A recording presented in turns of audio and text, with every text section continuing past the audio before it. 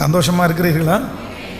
ஆரம்பம் அற்பமானாலும் முடிவை சம்பூரணமாய் மாற்றுகிற கர்த்தர். ஹல்லேலூயா. நிறைய பேருக்கு இந்த வருஷத்தினுடைய ஆரம்பம் ஒருவேளை நீங்கள் நினைத்தது போல் இல்லாமல் இருக்கலாம். இந்த ஒரு வாரத்தினுடைய வாழ்க்கையில் நீங்கள் நிறைய தோல்விகளையும் நிறைய விரக்திகளையும் நிறைய அவமானங்களையும் நீங்கள் பார்த்துருக்கலாம். ஆனால் உங்களுடைய இருதயம் சோர்ந்து போக வேண்டாம். இந்த வருடம் முடிவு வரைக்கும் இருக்குது. கண்டிப்பாக ஆண்டவர் நம்மை சாட்சியாய் நிறுத்தாமல் விடவே மாட்டார். உங்களுடைய துக்கங்களையும் சந்தோஷமாய் கர்த்தர் இந்த ஆண்டு மாற்றுவாராக. இந்த ஆண்டு நம்மோடு கூட கர்த்தர் வருகிறதை எல்லா ஜனங்களும் பார்ப்பார்கள் என்று நான் நம்புகிறேன். எத்தனை பேர் விசுவாசிக்கிறீர்கள்? ஹல்லேலூயா. எவரையும் மேன்மைப்படுத்தவும் பலப்படுத்தவும் அவருடைய கரத்தினால் ஆகும். வேதத்தை நாம் திறந்து இந்த வருடம் ஆண்டவர் நமக்கு எல்லாருக்கும் தந்திருக்கிற ஒரு வாக்குத்தத்த வசனத்தை நாம் எல்லாரும் வாசிக்க போகிறோம். ஆதியாகமம் 17ஆம் அதிகாரத்தை எல்லாரும் எடுத்துக்கொள்ளலாம். ஆதியாகமம் 17ஆம் அதிகாரத்தினுடைய 1வது வசனத்திலிருந்து ஒரு சில வசனங்களை நாம் வாசிக்க போகிறோம். ஆபிரகாம் 99 வயதான போது கர்த்தர் ஆபிரகாமுக்கு தரிசனமாகி, நான் சர்வ வல்லமை உள்ள தேவன், நீ எனக்கு முன்பாக நடந்து கொண்டு உத்தமனாயிரு. நான் உனக்கும் எனக்கும் நடுவாக என் உடன்படிக்கையை ஏற்படுத்தி உன்னை மிகவும் திரளாய் பெருக பண்ணுவேன் என்றார். அப்பொழுது ஆபிரகாம் முகம் குப்புற விழுந்து வணங்கினான். தேவன் அவனோடே பேசி, நான் உன்னோடு பண்ணுகிற என் உடன்படிக்கை என்னவென்றால், நீ திரளான ஜாதிகளுக்கு தகப்பனாவாய். இனி உன் பேர் ஆபிரகாம் எனப்படாமல் நான் உன்னை திரளான ஜாதிகளுக்கு தகப்பனாக ஏற்படுத்தினபடினால் உன் பேர் ஆபிரகாம் எனப்படும். உன்னை மிகவும் அதிகமாய் பலுக பண்ணி உன்னிலே ஜாதிகளை உண்டாக்குவேன். உன்னிடத்திலிருந்து ராஜாக்கள் தோன்றுவார்கள். உனக்கும் உன் பின் வரும் உன் சன்னதிக்கும் நான் தேவனாயிருக்கும்படி எனக்கும் உனக்கும் உன் பின் தலைமுறையாக வரும் உன் சன்னதிக்கும் நடுவே என் உடன்படிக்கையை நித்திய உடன்படிக்கையாக ஸ்தாபிப்பேன். ஆமேன். கர்த்தருடைய பிள்ளைகளே, இந்த 2024வது ஆண்டு ஆண்டவர் நமக்காக, இந்த சத்தத்தை கேட்கிற ஒவ்வொரு பிள்ளைகளுக்காக ஆண்டவர் ஒரு வாக்குத்தத்தத்தை கர்த்தர் தந்திருக்கிறார்.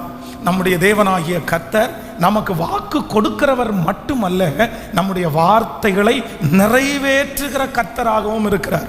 ஸோ அந்த ஆண்டவர் எந்த வாக்குத்தத்தத்தை இந்த வருடம் தருகிறார் என்றால், நான் உன்னை திரளாய் பெருக பண்ணுவேன் என்று கர்த்தர் வாக்கு கொடுக்கிறார். எத்தனை பேர் ஆமோதிக்கிறீர்? இந்த ஆண்டு நமக்கு ஒரு பெருக்கத்தின் ஆண்டாய் கர்த்தர் நமக்கு மாற்றி தரப்போகிறார். வலது புறத்திலும் இடது புறத்திலும் ஆண்டவர் ஒரு பெருக்கத்தை இந்த ஆண்டு நமக்கு நிச்சயம் கட்டளையிட போகிறார். எத்தனை பேர் விசுவாசிக்கிறீர்கள்?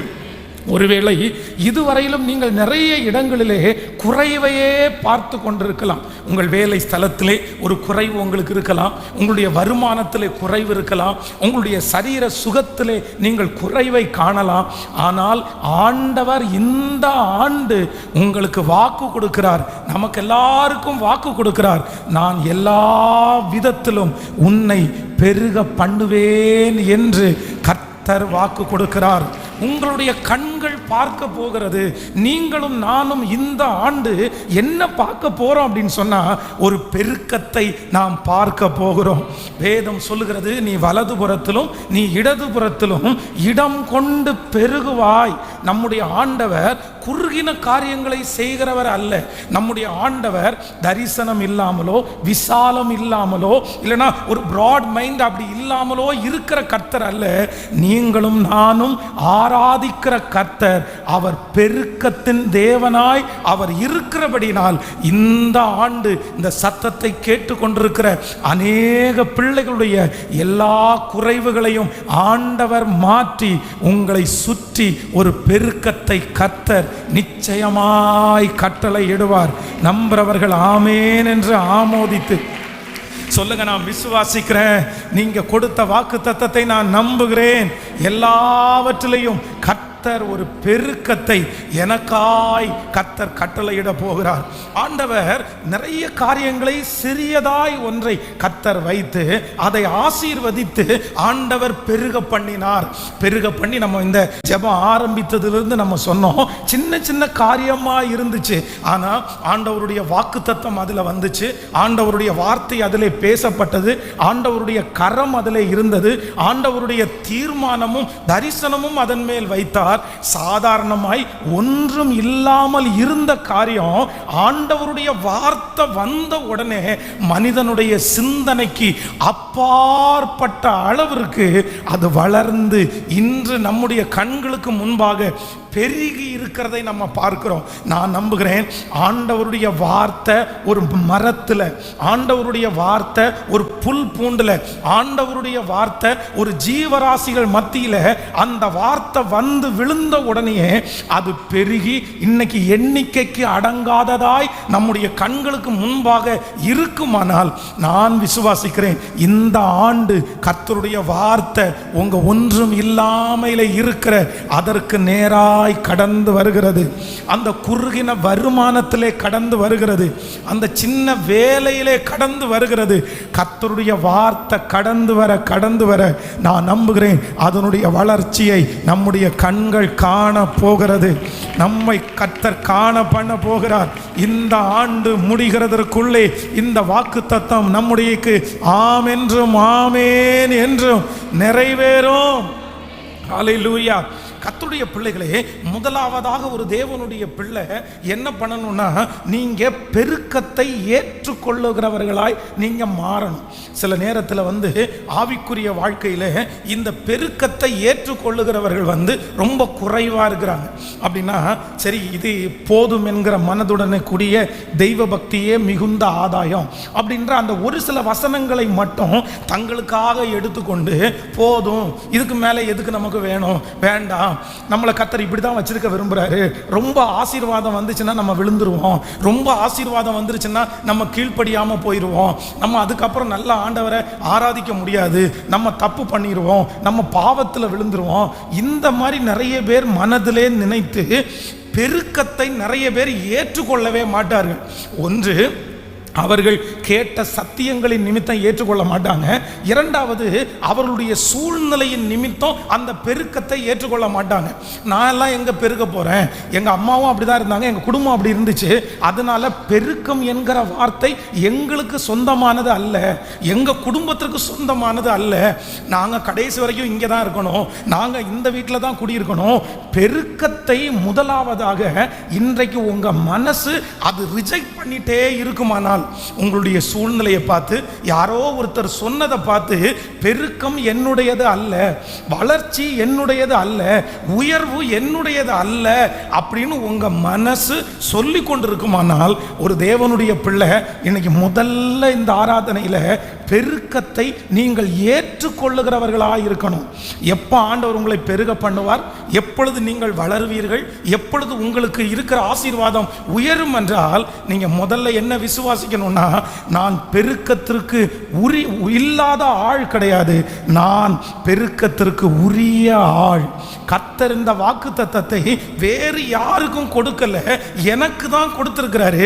எனக்கு இந்த வாக்குத்தத்தத்தை கர்த்தர் கொடுப்பாரானால், இந்த வாக்குத்தத்தத்திற்கு உரிமையான ஆள் நான் தான் என்று நீங்கள் விசுவாசிக்கும் போது அந்த துவக்கத்தை கர்த்தர் இன்று கட்டளையிட வல்லவராய் இருக்கிறார். ஆமென் சொல்லுங்கள். சிலர் என்ன நினைப்பாங்க அப்படின்னு சொன்னா, அதற்கு உரிய ஆள் இல்லை அப்படின்னு நிறைய நேரத்தில் ஸ்கிப் பண்ணிடுவாங்க. அவ்வளோதான், நான் அதெல்லாம் நம்ப மாட்டேன், நான் அதெல்லாம் விசுவாசிக்க மாட்டேன். இல்லை இல்லை, இன்று ஒரு தீர்மானம் எடுக்க போறோம். ஆண்டவரே, பெருக்கத்தை நான் ஏற்றுக்கொள்ளுகிறேன். கைகளை எல்லாரும் உயர்த்தி சொல்லுங்க பார்க்கலாம். ஆண்டவரே, பெருக்கத்தை நான் ஏற்றுக்கொள்ளுகிறேன். முழு பலத்தோட சொல்லுங்க, பெருக்கத்தை நான் ஏற்றுக்கொள்ளுகிறேன், ஒரு விசாலத்தை நான் ஏற்றுக்கொள்ளுகிறேன், ஒரு உயர்வை நான் ஏற்றுக்கொள்ளுகிறேன். இந்த சத்தத்தை கேட்கிற நான் பெருக்கத்திற்குரிய நபர் தான். சொல்லுங்க, அதற்காக தான் இந்த வார்த்தை எனக்கு நேராய் கடந்து வருகிறது. ஆண்டவர் ஒரு வார்த்தையை சாதாரணமாய் அனுப்ப மாட்டார். கர்த்தருடைய வார்த்தை ஒரு மனிதனுக்கு வருமானால் அந்த மனிதன் எப்பேற்பட்டவனாய் இருந்தாலும் அந்த வாக்குத்தத்தம் நிறைவேறும். கைகளை ஒவ்வொருத்தரும் உயர்த்தி சத்தமாய் வாய்களை திறந்து அறிக்கை செய்யுங்கள். நான் பெருக்கத்துக்குரிய நபர், நான் வளர்ச்சிக்குரிய நபர். என்னுடைய குடும்பம் இந்த வாக்குத்தத்தத்திற்கு சொந்தமான குடும்பம். இந்த வாக்குத்தத்தம் எனக்குரியது. நல்ல நல்ல நல்ல சத்தத்தை உயர்த்தி, இந்த வாக்குத்தத்தம் என் குடும்பத்திற்குரியது, இந்த வாக்குத்தத்தம் என் பிள்ளைக்குரியது. நான் இந்த வாக்குத்தத்தத்திற்கு உட்பட்டவன், இந்த வாக்குத்தத்தத்திற்கு உட்பட்டவன். ஹல்லேலூயா. சூழ்நிலையை வைத்துக்கொண்டு அதெல்லாம் நீங்க டிசைட் பண்ணிட முடியாது. சில நேரத்தில் ஆண்டவருடைய பிள்ளைகளுக்கு இருக்கிற ஒரு பெரிய நெகட்டிவ் என்ன அப்படின்னா, கர்த்தருடைய வார்த்தை கடந்து வரும்போது உடனே தன்னை தான் பார்ப்பாங்க, தன்னுடைய சூழ்நிலையை தான் பார்ப்பாங்க, தன்னுடைய வருமானத்தை தான் பார்ப்பாங்க, தன்னுடைய பின்னணியை தான் பார்ப்பாங்க. எனக்கு இந்த வாக்குத்தத்தம் ஆப்டா இருக்குமா, எனக்கு இந்த வாக்குத்தத்தம் சரியானதா இருக்குமா, இது எனக்குரிய வாக்குத்தத்தம் தானா அப்படின்னு நிறைய பேர் அவர்களை வைத்து கொண்டே பார்த்து கொண்டிருப்பாங்க. நான் நம்புறேன், வேதத்தில் சொல்லப்பட்டிருக்கிற ஒரு வாக்குத்தத்தம் கூட உங்களை வச்சு நீங்க மதிப்பு போட முடியாது. உங்களை வச்சு அந்த வாக்குத்தத்தத்தை நீங்க நம்ப முடியாது. உங்களை வைத்து நீங்கள் அந்த வாக்குத்தத்தத்தை அதை விசுவாசிக்க முடியாது, ஏற்றுக்கொள்ளவும் முடியாது. ஒன்று, கர்த்தர் நமக்கு பேசுகிற அத்தனை வாக்குத்தத்தங்களையும் என்னை வைத்து அல்ல, ஆணையிடுகிற, சொல்லுகிற, வாக்கு கொடுக்கிற அவரை வைத்து அந்த வாக்குத்தத்தத்தை நான் நம்பும் போது அந்த வாக்குத்தத்தம் என் பலத்திலே அல்ல, கர்த்தர் எனக்காக அந்த வாக்குத்தத்தத்தை செய்து முடிக்கிறதற்கு வல்லவரா இருக்கிறார். இந்த சத்தத்தை கேட்கிற ஆண்டவருடைய பிள்ளையே, நீங்கள் ஒருவேளை இன்று வரைக்கும் கொடுக்கப்பட்டிருக்கிற வாக்குத்தத்தத்தை உங்களை வச்சும் சூழ்நிலையை வச்சும் இது எனக்குரியது இல்லை இல்லை இல்லை அப்படின்னு நீங்க தள்ளிட்டே இருக்கலாம். யாபேசை குறித்து வேதம் சொல்லுகிறது, அவனுடைய தாய் அவனை பெற்றெடுக்கும் போது எப்படி பெற்றெடுத்தாங்கன்னா துக்கம், வருத்தம் அப்படின்னு பெற்றெடுத்தாங்க. காரணம் என்ன அப்படின்னா, அந்த வீட்டில் யாருமே நல்லா இல்லை, அதுக்கு முன்னாடி பிறந்த பிள்ளைங்க நல்லா இல்லை, ஆசீர்வாதத்திற்கும் அந்த பிள்ளைகளுக்கும் ரொம்ப தூரம். சுற்றி இருக்கிற எத்தனை பேர் நல்லா இருந்தாலும் இவங்க அந்த ஆசீர்வாதத்திற்கு உட்பட்ட குடும்பம் இல்லை. அதுவும் இப்ப பிறந்திருக்கிற பிள்ளை அந்த ஆசீர்வாதத்திற்கு உட்பட்டவன் அல்ல.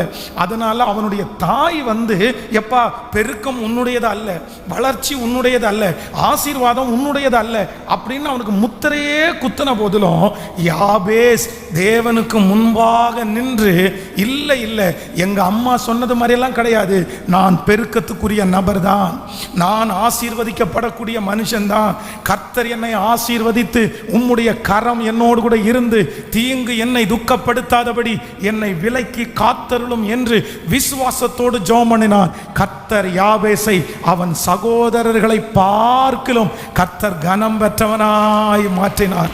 ஆமேன் சொல்லுங்கள். ஹல்லேலூயா. கர்த்தருடைய பிள்ளைகளை ஆண்டவர் ஆணித்தரமா பேசுறாரு. உன்னுடைய மனதிலே இருக்கிற ஆசீர்வாதம் என்னுடையது இல்லை, செழிப்பு என்னுடையது இல்லை, உயர்வு என்னுடையது அல்ல அப்படின்ற அந்த மனசை இன்னைக்கு ஆண்டவர் சொல்ற, நீ எடுத்து போட்டுட்டு முதல்ல நம்ப வேண்டியது என்ன அப்படின்னா, அது முதல் யாருக்குரியது அப்படின்னா எனக்குரியது, அது எனக்குரியது, என்னுடைய குடும்பத்திற்குரியது சொல்லலாமா? அப்படியே நீங்க நம்பினாதான் அது நடக்கும்னு நான் நம்புறேன். ஆமேன் சொல்லுங்கள். எல்லாரும் ஒரு 10 டைம் திரும்ப ஒரு விஷயம் கூட சொல்ல போறோம். கைகளை உயர்த்தி சொல்லலாம். ஆசீர்வாதம் எனக்குரியது, வாக்குத்தத்தம் எனக்குரியது, உயர்வு எனக்குரியது சொல்லுங்க, வளர்ச்சி எனக்குரியது, சந்தோஷம் எனக்குரியது, பெருக்கம் எனக்குரியது சொல்லுங்க. எனக்கு கர்த்தர் தந்திருக்கிறார். நான் பெருக்கத்தை ஏற்றுக்கொள்ளுகிறேன், நான் வளர்ச்சியை ஏற்றுக்கொள்ளுகிறேன், நான் உயர்வை ஏற்றுக்கொள்ளுகிறேன். என்னுடைய நிலைமை எப்படிப்பட்டதா இருந்தாலும், என் சூழ்நிலை எப்படிப்பட்டதா இருந்தாலும், எவரையும் மேன்மைப்படுத்தவும் பலப்படுத்தவும் அதிகாரம் படைத்த கர்த்தர் எனக்கு ஒரு பெருக்கத்தை தருவது அவருக்கு லேசான காரியம், எனக்கு ஒரு உயர்வை தருவது அவருக்கு லேசான காரியம், என்னை வளர பண்ணுவது அவருக்கு லேசான காரியம். இந்த உலகத்திலே சொல்லப்பட்ட, வேதத்தில் சொல்லப்பட்ட அனைத்து ஆசீர்வாதமும் எனக்கும் என் குடும்பத்திற்கும் உரியது. கர்த்தருடைய வருகை தாமதித்தால் இந்த ஆண்டு முடிகிறதற்குள்ளே அந்த பெருக்கத்தை என்னுடைய கண்கள், நல்ல கரங்களை தட்டி என்னுடைய கண்கள் காணும். ஆமென். என்னுடைய கண்கள் காணும். நான் அந்த பெருக்கத்தை நான் பார்ப்பேன். ஹல்லேலூயா. ஸோ பெருக்கத்தை ஏற்றுக்கொள்ளணும். அப்புறம் பெருக்கத்தை ஆண்டவருடைய பிள்ளைகள் நம்பணும். அதற்கு பிறகு பெருக்கத்திற்காக ஆண்டவருடைய பிள்ளைகள் முயற்சி எடுக்கணும். நம்முடைய இருதயத்திலே எப்பொழுதும் ஒரு தரிசனம், என்னை வளர பண்ணுகிற கர்த்தர் இந்த ஆண்டு முழுக்க உங்களுடைய மனசில் ஒரு வசனம் டிராவல் பண்ணணும். என்ன டிராவல் பண்ணணும்னா, அவர் எனக்கு சொன்னதை செய்யும் அளவும் என்னை கைவிடுவது இல்லை. இந்த மாதம், இந்த வருஷம் நான் ஒரு உயர்வை பார்க்காமல் கர்த்தர் என்னை எடுத்துக்கொள்ளவே மாட்டார். ஆமென் சொல்லுங்க பார்க்கலாம். அப்படியே நான் உங்களுக்காக ஜெபிக்கிறேன். அப்படியே கண்களை மூடிக்கொள்ளுங்கள். இந்த வருடத்திலே கர்த்தர் கொடுத்த வாக்குத்தத்தம் அப்படியே ஆம் என்றும் ஆமேன் என்றும் இந்த செய்திக்கு இடையிலே நான் உங்களுக்காக ஜெபிக்கிறேன். கர்த்தர் நல்லவர், கர்த்தர் நல்லவர். ஆமென். சாதாரணமானதை கொண்டு அசாதாரணமானதை நிறைவேற்றுகிற கர்த்தாவே, 5 அப்பத்தையும் 2 மீனையும் எடுத்து 5000 புருஷர்களை போஷித்த கர்த்தாவே, கொஞ்சம் எண்ணெயை பெருக பண்ணின தேவனே, ஹல்லேலூயா. ஒரே வார்த்தையினால் இத்தனை ஆண்டுகளாக கடல்களிலே மச்சத்தை உண்டு பண்ணி ஜனங்களை போஷிக்கிற கர்த்தாவே, ஆமென். உம்முடைய வார்த்தை, ஒரு வார்த்தை எண்ண முடியாத அளவிற்கு இந்த உலகத்தில் ஆசீர்வாதங்களை கொண்டு வர முடியுமானால், இந்த செய்தியை கேட்டுக்கொண்டிருக்கிற ஒவ்வொரு பிள்ளைகளுக்கும் பெருக்கத்தின் ஆண்டாய், வலதுபுறத்திலும் இடதுபுறத்திலும் ஆசீர்வதிக்கப்படுகிற ஆண்டாய், குறைவை காணாத ஆண்டாய், அப்பா ஸ்தோத்திரம்.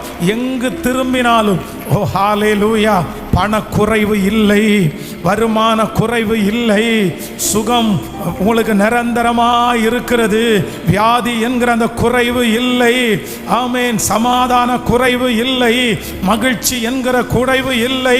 சகலவற்றிலும் ஒரு பெருக்கத்தை கர்த்தர் இந்த ஆண்டு கட்டளையிட்டு, ஆமென், எங்கள் ஒவ்வொருவரையும் சாட்சியாய் நிறுத்துகிறதற்காக நன்றி அப்பா. இந்த சத்தத்தை யாரெல்லாம் கேட்டுக்கொண்டிருக்கிறார்களோ அவர்கள் அத்தனை பேருக்கும் இந்த வார்த்தை ஆம் என்றும் ஆமேன் என்றும் அப்படியே நடக்கிறதற்காக எங்களுடைய கரங்களை தட்டி நாங்கள் உமக்கு நன்றி செலுத்துகிறோம். நன்றி அப்பா. ஆமேன். ஹல்லேலூயா. கர்த்தர் உங்களை ஆசீர்வதிப்பாராக. நம்முடைய திருச்சபையிலையும் இந்த ஆண்டு கர்த்தர் ஒரு பெருக்கத்தை கர்த்தர் கட்டளையிட போகிறார். அந்த நியூ இயர் ஆராதனைக்கு எவ்வளோ பெரிய க்ரௌடை, ஜன கூட்டத்தை நம்ம அன்னைக்கு பார்த்தோமோ அதே ஜன கூட்டத்தை இந்த வருடம் முடிக்கும் போது கர்த்தர் பார்க்கிறதற்கு இடம் கொள்ளாமற் போக மட்டும் கர்த்தர் ஒரு ஸ்கொயர் ஃபீட் இடம் கூட ஃப்ரீயாக இல்லாமல் கர்த்தர் நம்முடைய திருச்சபையையும் கர்த்தர் பெருக பண்ணுவாராக. இது ஆம் என்றும் ஆமேன் என்றும் அப்படியே நடக்க போகிறது. இந்த வாக்குத்தத்தத்தை நான் தியானித்து கொண்டிருக்கும் போது ஆண்டவர் ஆபிரகாம், நம்முடைய தகப்பனாகிய ஆபிரகாமுக்கும் அவருக்கு பின் வருகிற சன்னதியாகிய நமக்கும் ஆண்டவர் கொடுத்த வாக்குத்தத்தம் என்று எழுதப்பட்டிருக்கிறது. அப்போ நான் தியானிக்கும் போது இந்த வாக்குத்தத்தத்தை ஆண்டவர் ஆபிரகாமுக்கு கொடுக்கும்போது அவருக்கு இருந்த 3 விதமான சூழ்நிலையை குறித்து நான் வாசித்தேன். எனக்கு ரொம்ப ஆச்சரியமா இருந்துச்சு.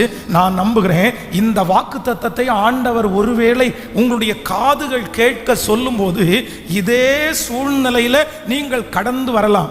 ஆனால் அந்த சூழ்நிலையை காட்டிலும் பெரியவராயிருக்கிற கர்த்தர் ஆபிரகாமுக்கு கொடுத்த வார்த்தையை இன்று நம்முடைய கண்களுக்கு முன்பாக கர்த்தர் அப்படியே நிறைவேற்றுகிறார்.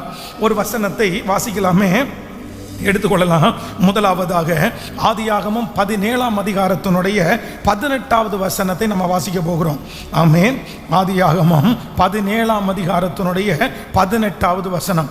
இஸ்மவேல் உமக்கு முன்பாக பிழைப்பானாக என்று ஆபிரகாம் தேவனிடத்தில் விண்ணப்பம் பண்ணினான்.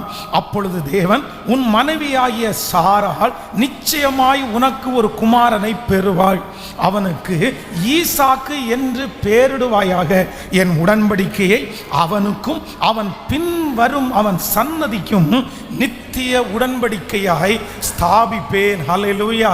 கர்த்தர் கர்த்தருடைய பிள்ளைகளே, இந்த இடத்திலே ஆண்டவர் ஆபிரகாமுக்கு இந்த வாக்குத்தத்தத்தை சொல்லி கொண்டே வருகிறார்.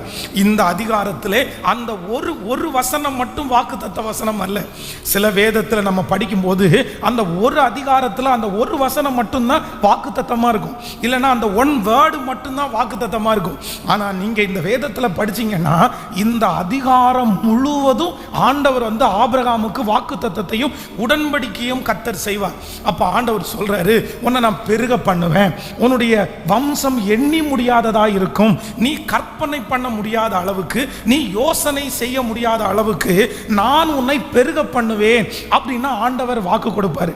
அப்போ ஆபிரகாமுக்கு இருந்த முதல் சூழ்நிலை என்ன அப்படின்னா, ஆண்டவரை பார்த்து ஆபிரகாம் சொல்லுவாரு, இஸ்மவேல் உமக்கு முன்பாக பிழைப்பானாக, இஸ்மவேல் உமக்கு முன்பாக பிழைப்பானாக. அப்படின்னா ஆண்டவர் இந்த வாக்குத்தத்தை இப்பொழுது அல்ல, ஏற்கனவே 25 வருஷத்துக்கு முன்னாடி ஏற்கனவே இந்த வாக்குத்தத்தத்தை அவன் கேட்டான். ஆண்டவர் அவனை தனியாக இருக்கும்போது 12ஆம் அதிகாரத்தில் அவனை அழைத்து, நீ வா, நான் உன்னை பெரிய ஜாதியாக்குவேன். அன்னைக்கு வயசு இருந்துச்சு, அன்னைக்கு டைம் இருந்துச்சு, அன்னைக்கு சூழ்நிலை எல்லாம் சாதகமாக இருந்துச்சு, அன்னைக்கு நடக்கும் என்கிற பெரிய நம்பிக்கை இருந்துச்சு.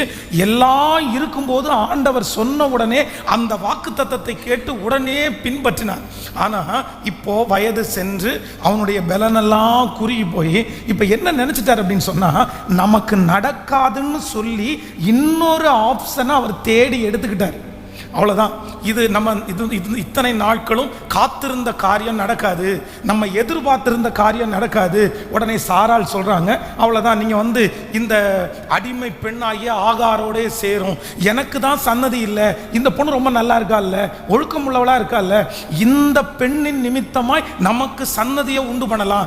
நம்ம நினைச்சிருக்கிறது நடக்கலை, அதனால நம்ம இருக்கிற சூழ்நிலைக்கு ஏற்ப இன்னொன்று நம்ம சூஸ் பண்ணிடலாம்.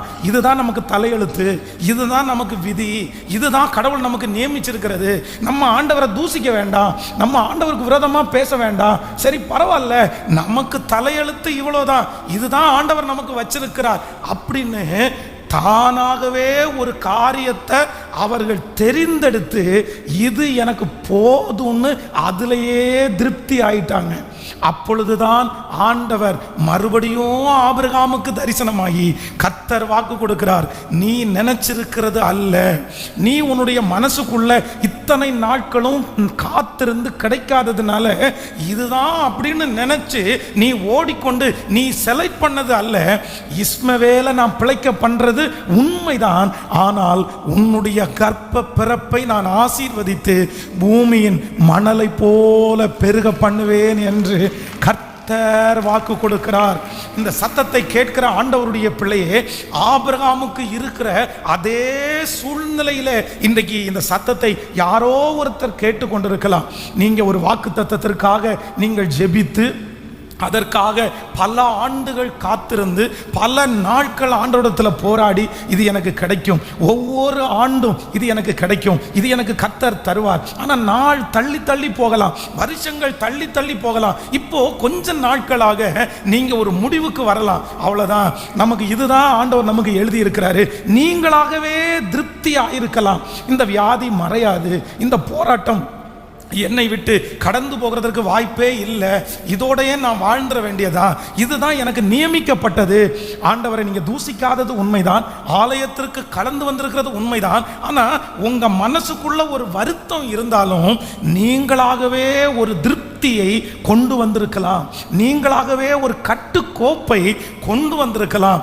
ஆனால் அந்த சூழ்நிலையில தான் ஆவியானவர் இந்த ஆண்டு மறுபடியும் உங்களுக்கு வாக்கு கொடுக்கிறார்.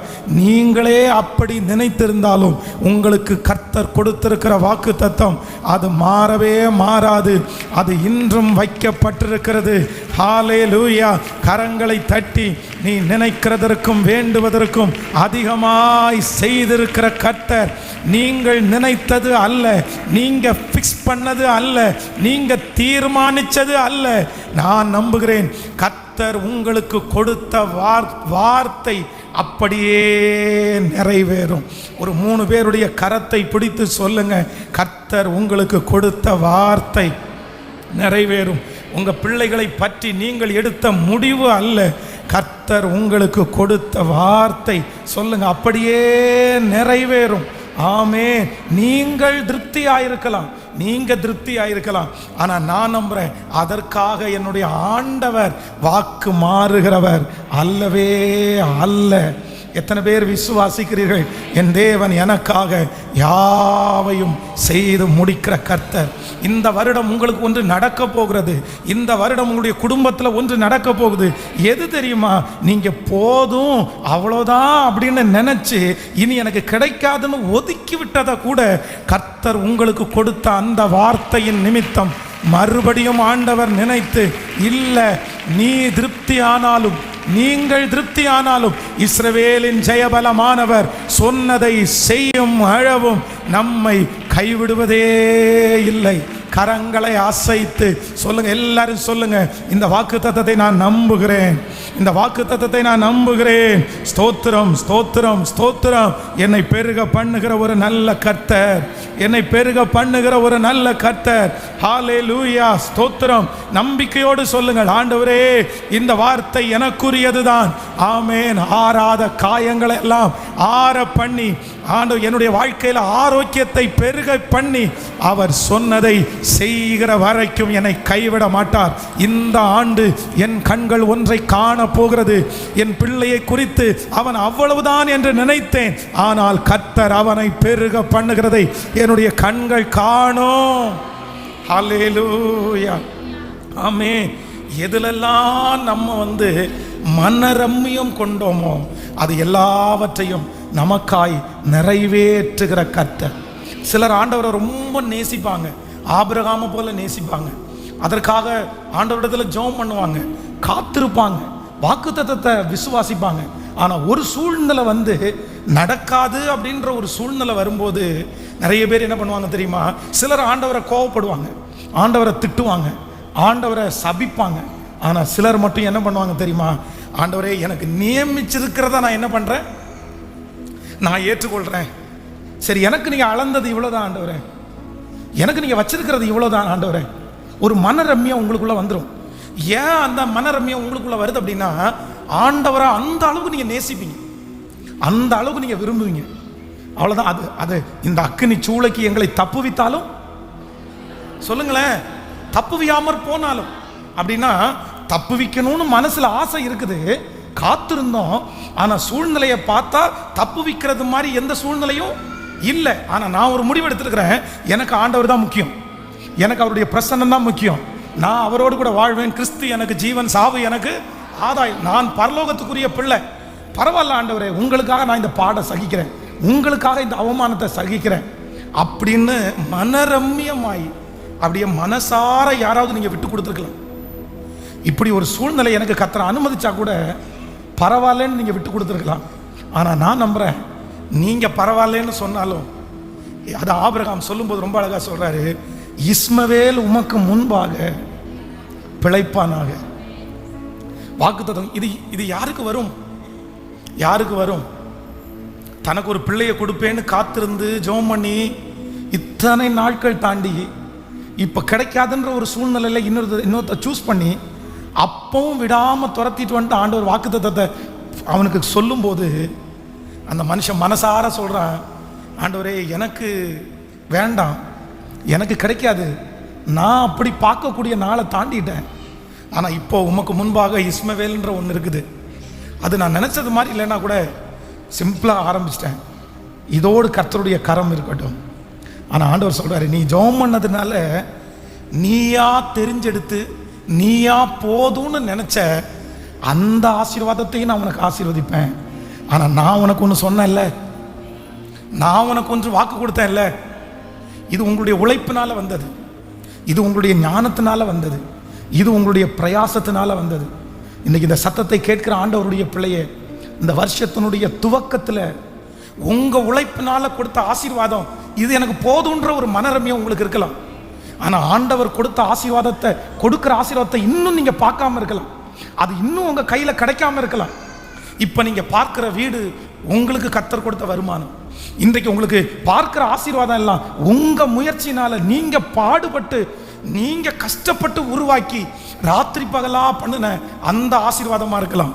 ஆனால் இந்த வருஷம் கர்த்தர் ஒரு கிருபையை தரப்போறாரு. அது நீங்க உழைச்சது அல்ல, அது நீங்க பாடுபட்டது அல்ல, அது உங்க கையினால ராத்திரி பகலாய் நீங்க அனுபவிச்சது அல்ல. நான் நம்புகிறேன் அது தகுதியே இல்லாத ஒரு மனுஷன் மேல கர்த்தர் வைக்கிற ஒரு மிகப்பெரிய கிருபை. அதற்கு அளவில்லை, அதற்கு எல்லை இல்லை. நல்ல கைகளை தட்டி அது நிறைய பேருடைய கண்களுக்கு ஆச்சரியமா இருக்கும். அது இத்தனை ஆண்டுகளும் நீங்கள் சம்பாதித்ததை விட அது பல மடங்கு அதிகமாக இருக்கும். அது உங்களுடைய வேலைக்கு, உங்களுடைய கமிட்மெண்ட்டுக்கு அதிகமானதா இருக்கும். ஹல்லேலூயா. அந்த ஆசீர்வாதத்திற்கு இணையாய் யாருமே கொடுக்க முடியாது. நீங்க 20 ஆண்டு 50 ஆண்டு பாடுபட்டால் கூட கிடைக்காததை கர்த்தருடைய ஒரே ஒரு வாக்குத்தத்தம் இந்த வருஷத்துல உங்களுக்கு கொண்டு வந்து சேர்க்கும். நம்பி ஆமோதிக்கிற அத்தனை பேருக்கும் நடக்க போகிறது. இது உங்களால் உண்டானது அல்ல, இது என்னால் உண்டானது அல்ல, இது கர்த்தருடைய ஈவு.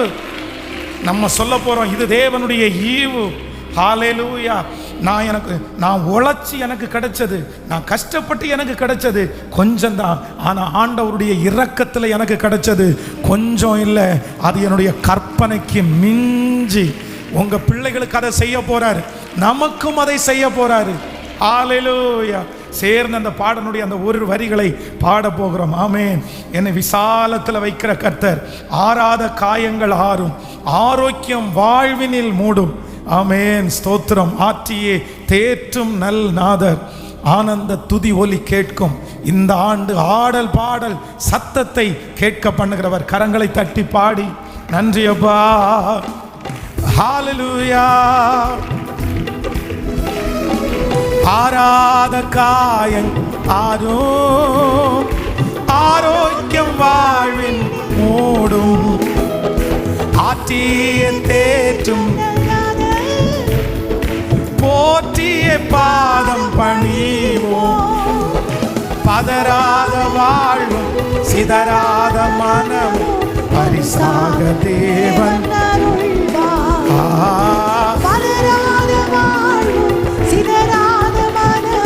பரிசாக தேவன். கைகளை மேல ஆனந்த துதி ஒலி கேட்கும், ஆடல் பாடல் சத்தமும் தொனிக்கும். ஆகாயவின் வினார் அவர் ஜனம் பெருகும், ஆண்டவர் வாக்கு பலிக்கும். ஆகாயவின் வினார் அவர் ஜனம் பெருகும், ஆண்டவர் வாக்கு பலிக்கும். சொல்லுவோம் மகிமைப்படுத்துவேன், மகிமைப்படுத்துவேன் என்றாரே.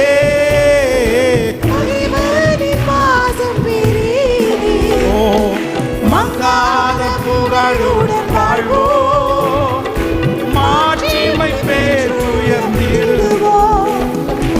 உருவிட மாட்டோம், குன்றிட மாட்டோம், தேவனின் வாக்கு.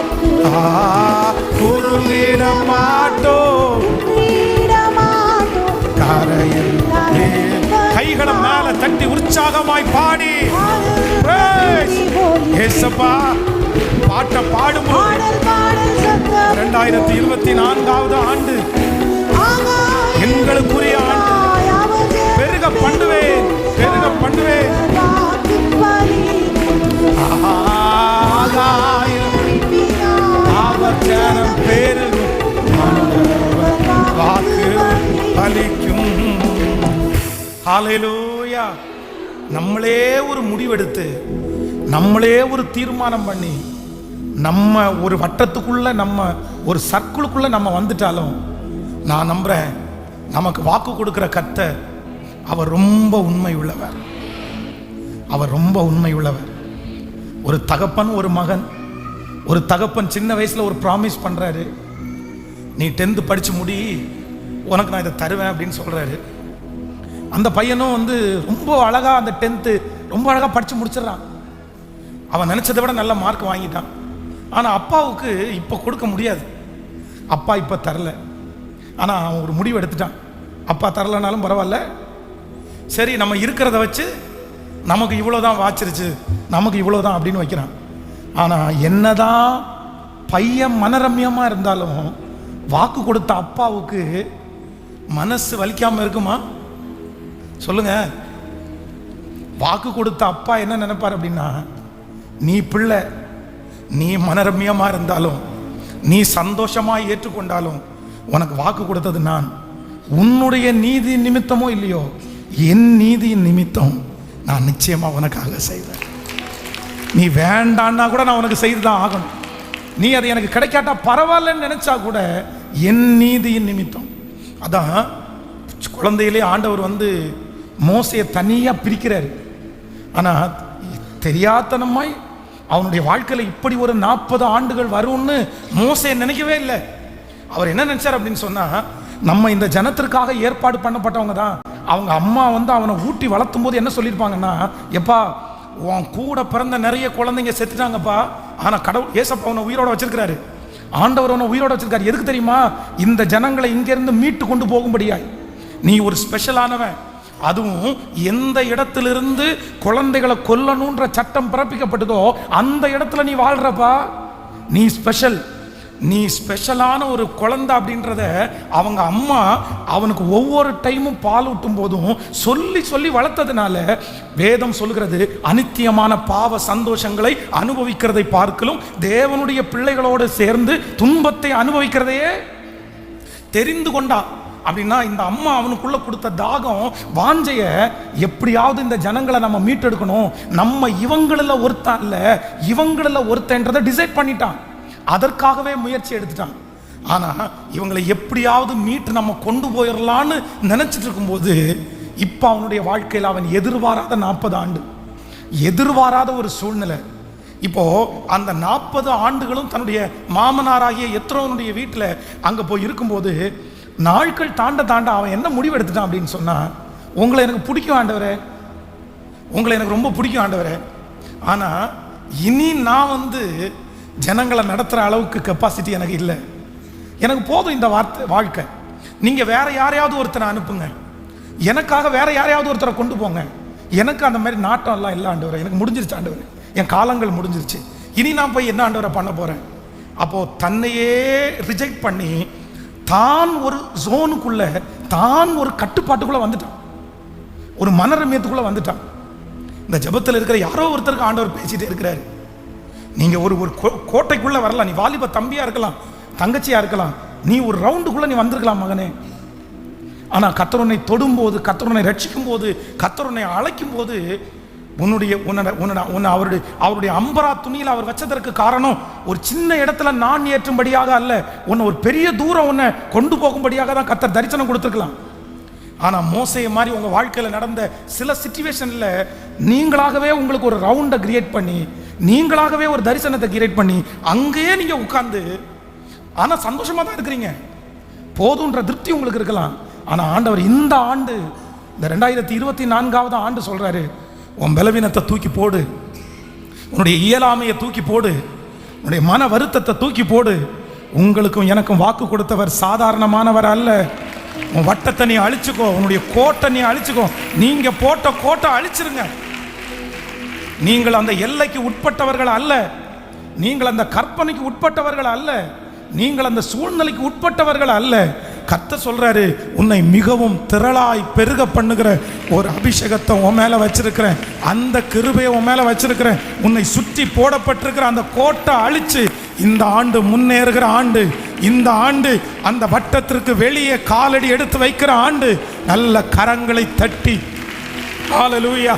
இந்த ஆண்டு உங்க தரிசனம் அல்ல, கர்த்தர் உங்களை குறித்த தரிசனத்தை நிறைவேற்றுகிற ஆண்டு. ஆமேன் சொல்லுங்க, ஆமேன். நம்பி நம்பி ஜபத்தோட ஹல்லேலூயா. அந்த வார்த்தையை நம்புறவங்க நிறைய கட்டுகளை உடைக்கிறவர் இப்பொழுது உங்க பிள்ளைகளுக்கு அப்படி செய்கிறார். உங்க பிள்ளைகளுக்காக நீங்கள் போடப்பட்டிருக்கிற அந்த ரவுண்டு, அதை கர்த்தர் அழிச்சு இல்ல திரளாய் பெருக பண்ணுவேன். ஆமேன் ஆமேன். ஸ்தோத்திரம் ஸ்தோத்திரம். இந்த வார்த்தை பிரசங்கிக்கப்படும் போதே நிறைய பேருடைய இருதயத்தில் ஒரு மாற்றம் வருகிறது. கர்த்தர் உள்ளுக்குள்ள ஒரு பெரிய மாற்றத்தை கட்டளை இடுகிறார். நான் நம்புகிறேன் அந்த ஃபீல் உங்களுக்கு வந்துச்சுனாலே இந்த ஆண்டு முடிகிறதுக்குள்ள அந்த வசனத்தை கர்த்தர் துவங்க போகிறார், அந்த வாக்குத்தத்தத்தை கர்த்தர் துவங்க போகிறார். ஹல்லேலூயா. நம்முடைய ஆண்டவர் பெருக பண்ணுகிறவர். எந்த சூழ்நிலை, எந்த சிச்சுவேஷன் அப்படின்னு சொன்னா நான் எனக்காக கொண்டிருக்கிற திருப்தியை தாண்டி என்னை பெருக பண்ணுகிற கர்த்தர் அவர். ஹல்லேலூயா. சொல்லுங்க, பக்கத்தில் கையை பிடிச்சி சொல்லுங்க, உங்க எல்லையை நீங்க போட முடியாது. உங்க சூழ்நிலையை வச்சு உங்க எல்லையை நீங்க போடாதீங்க. உங்க எல்லையை இன்னொருத்தரும் போட முடியாது. உங்க எல்லையை ஏற்கனவே உங்களை அழைச்ச தேவன் வச்சுட்டாருன்னு சொல்லுங்க. உங்க பிள்ளைகளை குறித்து அந்த லெக்க கர்த்தர் வச்சுட்டாரு. இதுக்கு இடையில எத்தனை வேணாலும் வரலாம், எத்தனை வேணாலும் வரலாம். ஆனா நான் நம்புறேன், தரிசனம் அவருடையது, வாக்குத்தத்தம் அவருடையது. ஹல்லேலூயா. ஆனா நீங்க ஒண்ணு செய்யணும், என்ன தெரியுமா? நீங்க அப்படியே பிடிச்சிட்டே உட்காராதீங்க, அப்படியே பிடிச்சிட்டே உட்காராதீங்க. ஏதாவது ஒரு டாக்டர் சொல்லுகிறதையே பிடிச்சிட்டு உட்காராதீங்க, ஏதாவது ஒரு சொந்தக்காரங்க சொல்றதையே பிடிச்சிட்டு உட்காராதீங்க, ஏதாவது ஒரு டீச்சர் சொல்றதையே பிடிச்சிட்டு உட்காராதீங்க. அவர் எருசலேமை ஸ்திரப்படுத்தி அதை பூமியிலே புகழ்ச்சி ஆக்கிற வரைக்கும் அவரை அமர்ந்திருக்க விடாதிருங்க. வாலிப தம்பி தங்கச்சி, அப்படியே பிடிச்சிட்டே உட்கார்ந்துராத, சூழ்நிலையை வச்சு பிடிச்சிட்டே உட்கார்ந்துராத. ஆண்டவருக்கு தடையாய் நிற்கிறதே இதுதான். நிறைய பேர் அப்படிதான், ஒரு ரவுண்டை போட்டு அப்படியே உட்காந்துட்டு அதையே பிடிச்சி வச்சுட்டு உட்காந்துருப்பாங்க. நான் சொல்றேன், நீங்க முன்னேறுங்க. நீங்க முதல்ல உங்களுக்காக போடப்பட்டிருக்கிற கோட்டை அழிச்சு முன்னேறுங்க. இந்த 2024 வருடம் இந்த ஃபர்ஸ்ட் வீக்கு நீங்க அப்படிதான் சொல்லணும். சத்துருவை துரத்தி நீங்க சொல்லுங்க, எனக்கு வாக்கு கொடுத்தவர் எனக்கு முன்னாய் கடந்து போகிறார்.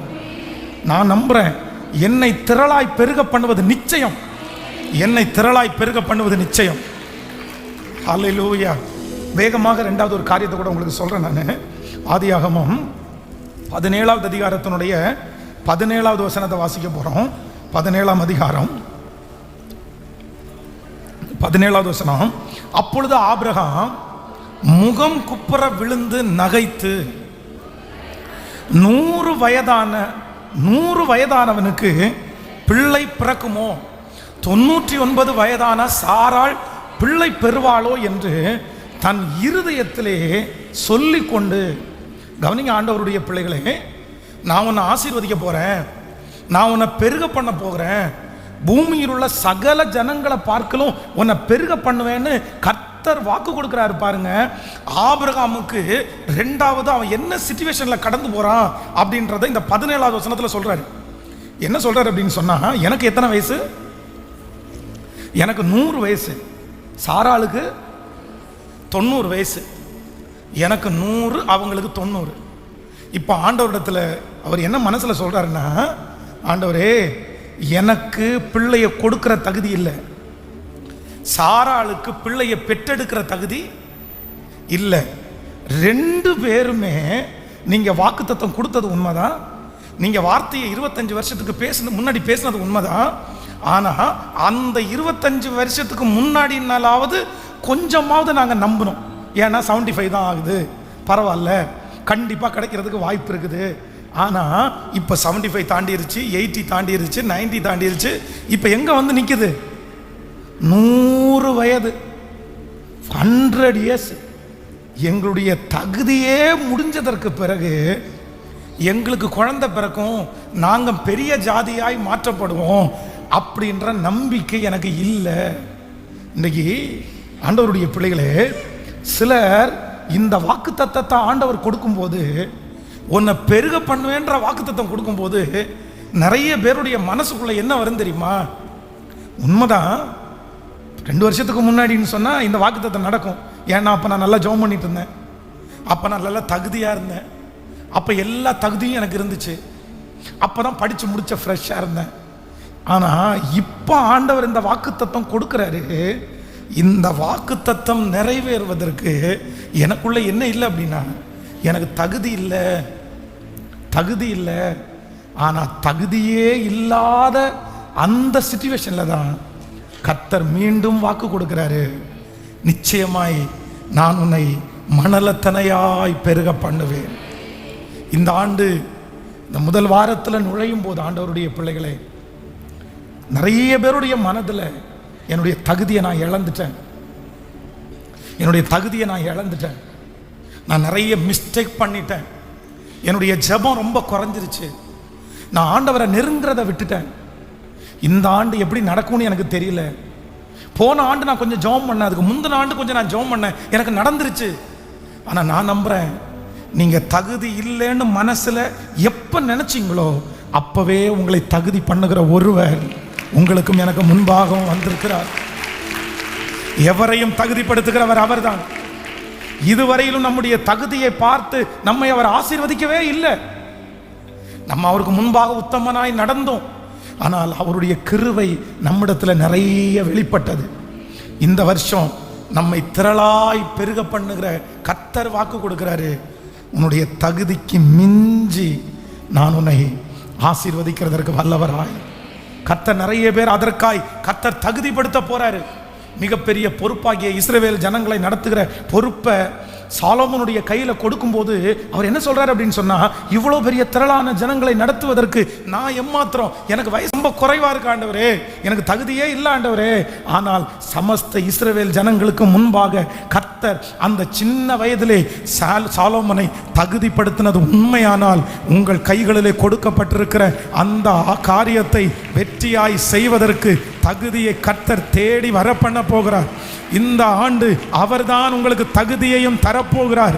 நீங்கள் நடத்தக்கூடிய தகுதியை தருவார், அந்த போராட்டத்தை ஜெயிக்கக்கூடிய தகுதியை தருவார்.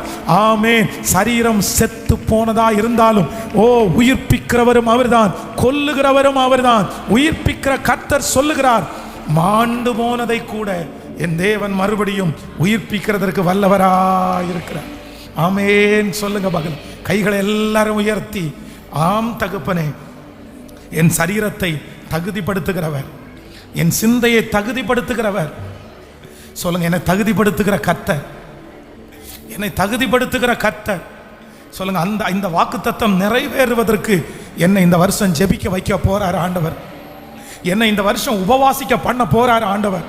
என்னை இந்த வருஷம் பரிசுத்தத்திற்கு நேராய் கர்த்தர் நடத்த போகிறார். சிஸ்டர், உங்க பிள்ளை இந்த வருஷம் பைபிள் தூக்குறத கர்த்தர் காண்பிப்பார்.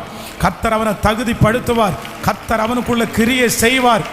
ஆண்டவர் அவர்களுக்குள்ளே அந்த எழுப்புதல் தீய கர்த்தர் பற்ற வைப்பார். அந்த சோர்வுகள் மாறும், அந்த சோர்வுகள் மாறும். விருப்பத்தையும் ஆற்றலையும் நமக்குள்ளே உண்டு பண்ணுகிற கர்த்தர் அவர். ஹல்லேலூயா. வெறுமையாக இருக்கிற ஒரு மனுஷனுக்குள்ள எழுப்புதல் என்கிற அந்த தீயை போடுகிறவர் கர்த்தர். இந்த ஆண்டு செத்து போன உங்களுடைய விசுவாசத்தில், செத்து போன உங்களுடைய நம்பிக்கையில் கர்த்தர் ஒரு அக்கினியை நிச்சயம் இந்த மாதம் கர்த்தர் போடுவார். இந்த வருடம் கர்த்தர் போடுவார். போட்டு கர்த்தர் எரிய பண்ணுவார். ஹல்லேலூயா. நம்பர் 3, மூன்றாவது 17ஆம் அதிகாரத்தினுடைய 1வது வசனத்தை வாசிக்க போறோம். ஆண்டவர் இந்த வாக்குத்தத்தத்தை கொடுக்கும்போது அவனுக்கு இருந்த சூழ்நிலை. 17ஆம் அதிகாரம் 1வது வசனம். ஆபிரகாம் 99 வயதான போது கர்த்தர் ஆபிரகாமுக்கு தரிசனமாகி, நான் சர்வ வல்லமை உள்ள தேவன், நீ எனக்கு முன்பாக நடந்து கொண்டு உத்தமனாயிரு. ஆமென். அந்த வசனத்தை திரும்ப வாசிக்கலாம். ஆபிரகாம் 99 வயதாகும் போது கர்த்தர் ஆபிரகாமுக்கு தரிசனமாகி. ஹல்லேலூயா. அந்த இடத்துல ரொம்ப தெளிவாய் சொல்லப்பட்டிருக்கிறது, 99 வயதான போது. இதுவரைக்கும் அமைதியா ஆண்டவர் இருந்துட்டு இப்போ அப்படின்னு சொன்னா காலதாமதம் ஆயிருச்சு, ரொம்ப லேட் ஆயிருச்சு அப்படின்ற ஒரு முடிவை ஆபிரகாம் தன்னுடைய மனதிலே கொண்டு வந்ததற்கு பிறகு கர்த்தர் தரிசனமாகி, நான் உன்னை பெருக பண்ணுவேன் என்று கர்த்தர் வாக்கு கொடுக்கிறார். மூணாவது என்ன சூழ்நிலை அப்படின்னு சொன்னா, நம்பர் 1, ஃபர்ஸ்ட் என்ன சூழ்நிலையில் கர்த்தர் இந்த வாக்குத்தத்தம் கொடுக்கிறாரு? என்ன சூழ்நிலையில் கொடுக்கிறாரு அப்படின்னா, எனக்காக கொடுத்தது எனக்கு கிடைக்கலனாலும் எனக்கு கிடைச்சதுல நான் என்ன ஆயிட்டேன், திருப்தி ஆயிட்டேன்னு தனக்கே ஒரு வட்டத்தை போட்டு, இதுல தான் நான் பிழைக்கணும், இதுல தான் நான் ஓடணும் அப்படின்னு தான் மனசுல மனரம்யமாய் ஃபிக்ஸ் பண்ணிட்டதுக்கு பிறகு கர்த்தர் என்ன கொடுக்கிறாரு? வாக்கு கொடுக்கிறாரு. இல்ல, நீ மனசுல ஃபிக்ஸ் பண்ணாலும் நான் கொடுத்த வாக்குத்தத்தம் என்ன பண்ணாது, மாறாது அப்படின்னு ஆண்டவர் வாக்கு கொடுக்கிறாரு. நம்பர் 2, இரண்டாவது என்ன சூழ்நிலை அப்படின்னு சொன்னா, தன்னுடைய சரீரத்திலே இருந்த எல்லா தகுதியும் என்ன பண்ணிருச்சு, போயிருச்சு. அவ்வளவுதான். இனிய ஆண்டவர் கொடுத்த வாக்குத்தத்தத்தை அவர் கொடுத்தா கூட அதை காப்பாற்றக்கூடிய தகுதி தனக்கு இல்லை, பலன் எனக்கு இல்லை. கொடுத்தா கூட செய்ய முடியாதுப்பா, இனி அது கிடைச்சா கூட எதுக்குப்பா, நான் இதை போய் சேர போறேன் அப்படின்ற ஒரு சூழ்நிலை. அதற்காக ஆண்டவருடைய வாக்குத்தத்தம் தள்ளி போகல, கர்த்தர் நிறைவேற்றினார். ஆமென். நம்பர் 3, மூன்றாவது ஆண்டவர் இந்த வாக்குத்தத்தத்தை கொடுக்கும்போது ஆபிரகாமுக்கு இருந்த மூணாவது சூழ்நிலை என்ன அப்படின்னு சொன்னா, ரொம்ப லேட் ஆயிடுச்சு, ரொம்ப காலதாமதம் ஆயிடுச்சு. எவ்வளோ அப்படின்னு சொன்னா 99 வயசு. இதுக்கு முன்னாடி யாருக்கும் இப்படி இந்த வயசுல நடந்ததில்லை, இதுக்கு முன்னாடி யாரையும் இப்படி பார்த்ததும் இல்லை. எனக்கு காலதாமதம் ஆயிடுச்சு, எனக்கு ரொம்ப டிலே ஆயிடுச்சு, இதுக்கு மேல எனக்கு நடக்காது என்கிற ஒரு முடிவுக்கு ஆபிரகாம் வந்து இன்னொன்னு சூஸ் பண்ணதற்கு பிற்பாடும் கர்த்தர் மறுபடியும் தரிசனமாகி வாக்கு கொடுக்கிறார், நான் உன்னை திரளாய் பெருக பண்ணுவேன். பக்கத்தில் இருக்கிற கையை கொடுத்து சொல்லுங்க, காலதாமதம் உங்களுக்கு தான் ஆச்சு, ஆண்டவருக்கு காலதாமதம் ஆகல. சொல்லுங்க, காலதாமதம் என்று நீங்கள் நினைத்தாலும் இல்லை, இந்த கடைசி நிமிஷத்தில் மறுபடியும் உங்களை ஆசீர்வதித்து உங்களை பெருக பண்ணி நீங்க ஆண்டவரை சந்திக்கும் போது சந்தோஷத்தோட சந்திக்கிறதற்கு பலன் கொடுக்கிற ஒரு கண்மலை. எத்தனை பேர் நம்புறீங்க? உன்னை நான் மிகவும் திரளாய் பெருக பண்ணுவேன், உன்னை மிகவும் திரளாய் பெருக பண்ணுவேன். இதுக்கு ஆங்கிலத்தில் ஒரு வார்த்தை கவுண்ட் இல்லை அப்படின்றாங்க. அது ஆண்டவர் ஆபிரகாம் சொல்லும்போது என்ன சொல்றாருன்னா, கடலுடைய மணலை பாருப்பா, அதை எண்ணக்கூடுமானால் உன் சன்னதியை அவ்வளவாய் பெருக பண்ணுவேன். கணக்கிட முடியாது, கணக்கிட முடியாது. மக்கள் தொகை கணக்கு நம்ம வந்து சில வருஷம் மக்கள் தொகை கணக்கு சொல்றாங்கல்ல, இந்த மக்கள் தொகை கணக்குன்றது வந்து நம்ம வாழ்ற அந்த நேரத்தில் உள்ளதில்லை, எப்பவுமே 5 வருஷம் 3 வருஷம் முன்னாடி உள்ளதான். அப்போ இருக்கிற கணக்கை வந்து யாராலையும் இன்னைக்கு வரைக்கும் கண்டுபிடிக்கவே முடியாது. நம்முடைய ஆண்டவர் சொன்ன வார்த்தை மாறவே மாறாது. அல்லேலூயா. நான் நம்புறேன் உங்களுக்கு ஒரு ஆசீர்வாதம் கொடுக்க போறாரு கர்த்தர், எனக்கு ஒரு ஆசீர்வாதத்தை கர்த்தர் கொடுக்க போறாரு. என்னுடைய கணக்கில் அடங்காத அளவிற்கு கர்த்தர் என்ன பிளஸ் பண்ண போறாரு. அல்லேலூயா. என்னை கர்த்தர் ஆசீர்வதிக்க முடியும், ஊழியத்திலையும் எல்லா விதத்திலும். எப்படி தெரியுமா ஆசீர்வதிக்க முடியும்? நான் எண்ணவே முடியாத அளவுக்கு என்ன ஆசீர்வதிக்கிறதற்கு கர்த்தரால முடியுமா முடியாதா? நிறைய பேரை கேள்விப்பட்டிருக்கிறோம் உலகத்தில் ஆட்களை, அவங்களுக்கு எவ்வளவு சொத்து இருக்குன்னு அவங்களுக்கு கேட்கல. அவங்க எல்லா சொத்தையும் போய் விசிட் பண்ணாங்களான்னா அதுவும் இல்லை. அவங்க இந்த மூலையிலேருந்து அந்த மூலைக்கு போகணுன்னா கூட பேட்டரி கார் வச்சு தான் சார் போகணும். அவ்வளோ அப்படியெல்லாம் ஆசீர்வதிக்கப்பட்டிருக்காங்கன்னு நம்ம நிறைய பேர் சொல்லி கேட்டிருக்கிறோம். ஆனால் நான் நம்புகிறேன், நீங்கள் கர்த்தருக்கு முன்பாக நடந்து கொண்டு உத்தமனாக இருந்தால் இது அவர்களுக்கு மட்டும் இல்லை, நமக்கும் சாத்தியம்.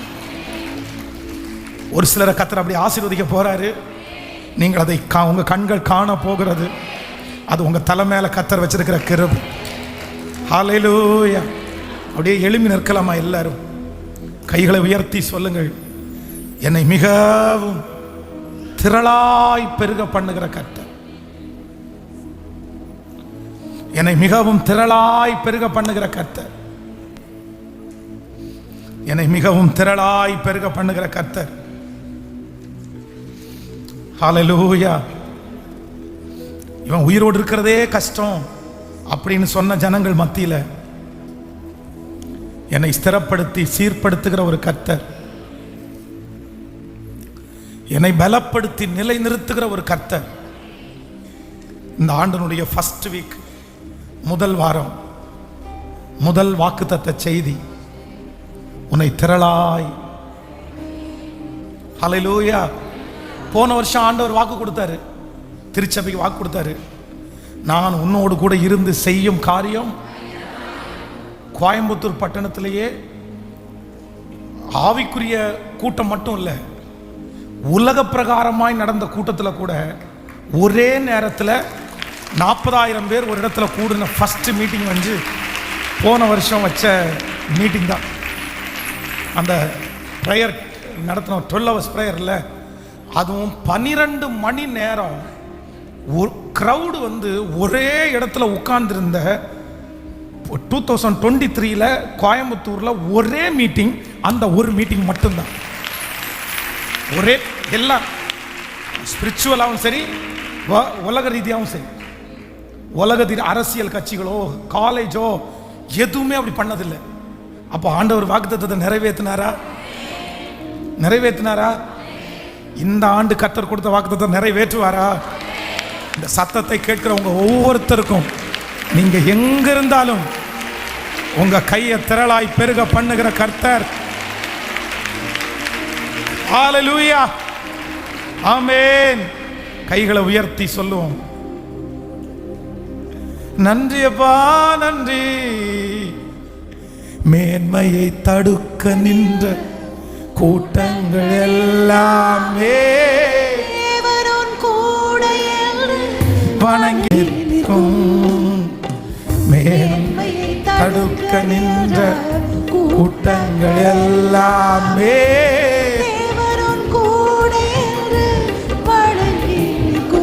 உன்னை பாடித்தவர் தந்திட்ட காயங்களால், உன்னை பகைத்தவர் தந்திட்ட காயங்களால் உன் மேன்மை உன் கையில் சேரும். உன் மேன்மை உன் கையில் சேரும். கைகளை உயர்த்தி சொல்லுவோம், ஓ சீர்படுத்துவா, ஸ்திரப்படுத்துவா, பலப்படுத்தி நிலை நிறுத்துவா. எல்லாரும் பாடுவோம், ஓ சீர்படுத்துவா, ஸ்திரப்படுத்துவா, பலப்படுத்தி நிலை நிறுத்துவா. உன்னை பலப்படுத்தி நிறுத்துவா, உன்னை பலப்படுத்தி கொஞ்ச காலம் கண்ட பாடுகள் எல்லாமே பனி போல உன்னன் உருகி போகும். சத்தமாய் பாடி, கொஞ்ச காலம் கண்ட பாடுகள் எல்லாமே பனி போல உந்தன் முன்னே உருகி போகும். உன் கஷ்டங்கள் எல்லாமே மாறும். கஷ்டங்கள் எல்லாமே மாறும். புது நன்மைகள் உன்னை சேரும்.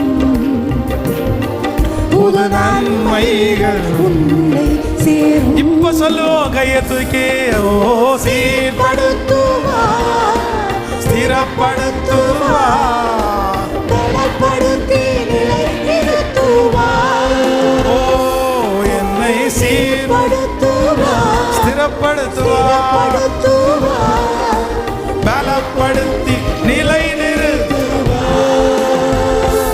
என்னை பலப்படுத்தி நிலை நிறுத்துவா, என்னை பலப்படுத்தி நிலை நிறுத்துவா. உன்னை இல்லாமல் செய்வேன் என்று சொன்னோம். இல்லாமல் செய்வேன் என்று சொன்னோர் முன் இடங்கொள்ளாமல் பெருகச் செய்யும் தேவன். உன்னை இல்லாமல் செய்வேன் என்று சொன்னோர் முன் இடங்கொள்ளாமல் பெருகச் செய்யும் தேவன். ஹல்லேலூயா. ஆமோதிக்கிறீர்களா? இந்த ஆண்டு நம்மை சீர்படுத்துகிற ஆண்டாய் கர்த்தர், அவருடைய பொக்கிஷ சாலை இந்த ஆண்டு நமக்காக திறக்கும். உடைய பிள்ளைகளை ஆசீர்வதிக்கிறேன். அவங்க இந்த முதல் வாரத்தில் கொண்டு வந்திருக்கிற இந்த காணிக்கைகளை அங்கீகரித்து ஆசீர்வதிக்கிறேன். இந்த ஊழியத்தை தாங்குகிற கொடுக்கிற பிள்ளைகள் எங்கிருந்தாலும் அவங்க ஆசீர்வாதமா இருக்கட்டும். ஆண்டு நன்றி ஆண்டவரே.